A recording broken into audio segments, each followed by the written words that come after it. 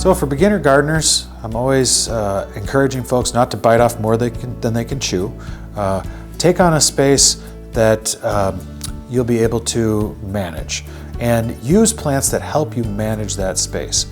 We want to start with soil health. All productivity and all success in the gardens comes from starting with soil health. So we always want to add some good healthy compost before we get started. Maybe a 2 or 3 inch layer of compost over the whole space.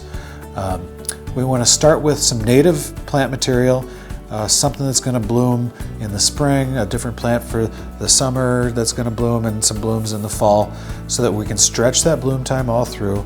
Keep a simple palette at first if you're a beginning gardener, maybe 5 to 10 different varieties of plants, and focus on using some spreading native plants that can help fill in and take over areas. Looking at multiple canopy layers. Maybe you'll have some short prairie pussy toes that will spread around the base of all the plants. That's extraordinary drought resistant plant that's very cute silver foliage on it.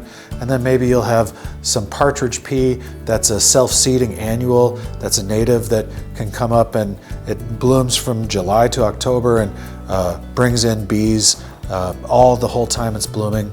And then and that's maybe a 10 to 12 inch plant. Then maybe you'll look at some asters that are a little bit taller for a fall bloom, and maybe some Joe Pye weed. I always ask gardeners, do you want to see some butterflies and hummingbirds right away? And the answer is usually yes. And if that's the case, we really want to install some meadow blazing star, Liatris ligula stylus, as well as that's for the butterflies. The monarch butterflies they will line up around the block to come to that plant. They just love it so much. And then for hummingbirds, I have a lot in my own gardens of red cardinal flower, and every day when I get home from work, I get to see hummingbirds when that's in bloom.